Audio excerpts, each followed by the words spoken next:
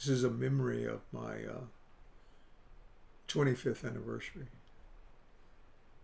our silver anniversary. When you're ready to marry, flowers bloom and birds sing, and the days are very short. And if you're a man, this is a good thing, and it may be the only good thing in your life at that time. Since I'm a man and I have no idea what it must be like for a woman, or at least that's what I'm told, I've been ready twice. The second time was 25 years ago on a very good day. We celebrated at our mother's home. Our friends and our relatives were there. We ate, we drank, we took snapshots, we opened gifts, we cut our cake. Lon gave us the Asian flu. We still see him, but we've not yet gotten even. I think Nushka is beautiful, just as she was that night, just like the roses I took from the botanical gardens, and just like the snow that trapped us in the hotel room in Cloudcroft. We've had too many good laughs in 25 years, like the kind you find in a Neil Simon play. Our honeymoon was the beginning of that great humor, which we would rather have seen than experienced. After the wedding, we stayed in a house we had already rented. And in the morning, we ate at Big Boy because we couldn't find a good restaurant, and we tired of driving around in an unfamiliar neighborhood. It didn't matter because we left for New Mexico with great expectations and romantic plans. It was a long drive, and the further we traveled across Texas, the sicker Nushka became. Then we reached the lodge in Cloudcroft, and Nushka had a fever of 104 degrees, and there was snowstorm, and we managed to park our car and check into our room. I was still well that first day. Nushka thought she was near death. After a few hours in the room, Nushka thought she was feeling well enough to walk outside with me and look at the mountains and the snow. And we put on the warmest clothes two people from the southern flatlands would ever think they needed and walked out of the lodge.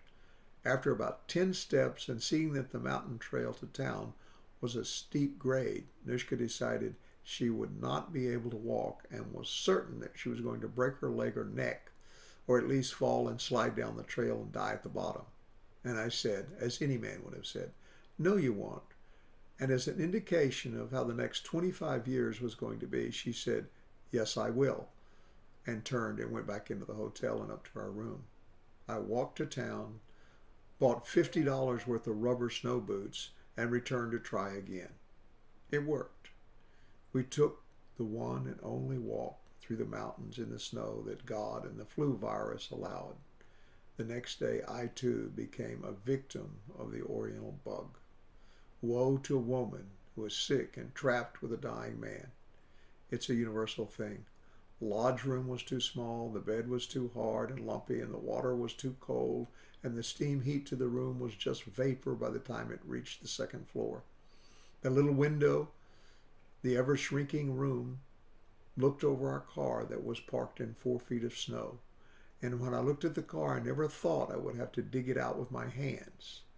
How would I know, having never seen more than 1 inch of snow that lasted more than a day, that I would have to remove that stuff from the street, and me still just well enough to move, and Nushka near death, and both of us unable to stay upright on a wet surface, had to dig that car out of the snow so we could go to the hospital in Alamogordo. To our surprise, the car started, but to our amazement, it slid from side to side on the snow-covered mountain road. We were not killed because the road had no other dim-wit travelers. The service station at the base of the hill was able to sell us $100 worth of chains for our tires so we could continue down the mountain. The chains were a blessing for about 5 miles, after which we had driven off of the snow-covered road and down into the warm, dry desert of New Mexico.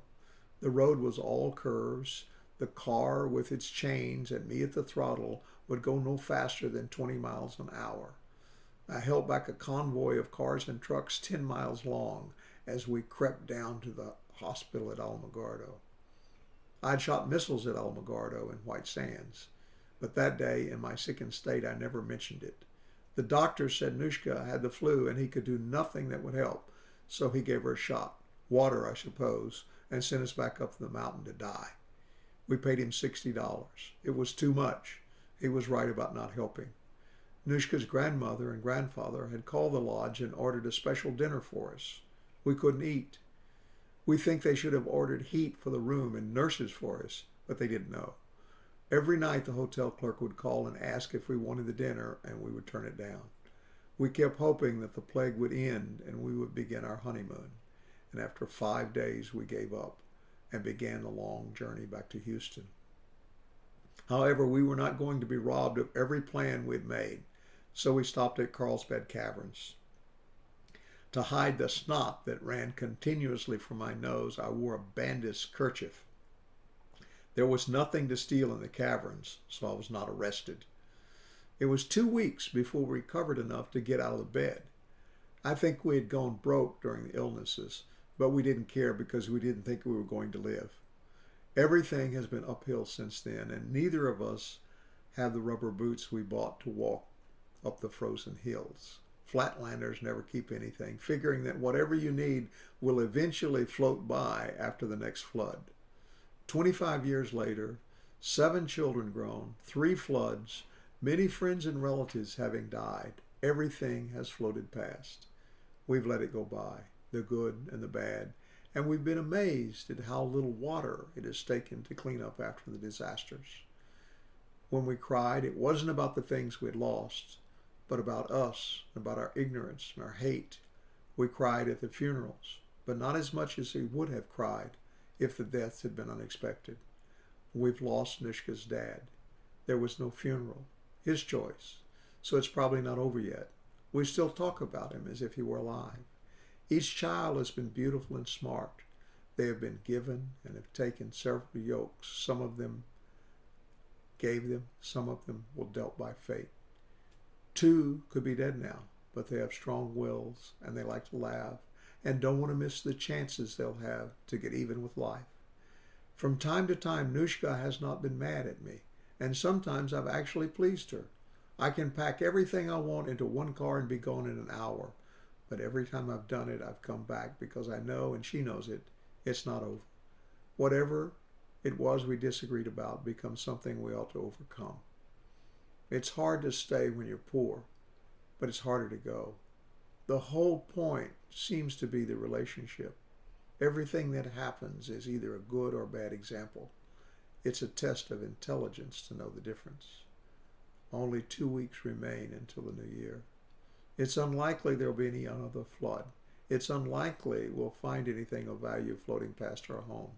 I think we can remake the next 25 years with more elan, more grace, more laughter, but still steal the roses from the botanical gardens and keep our balances in the snow.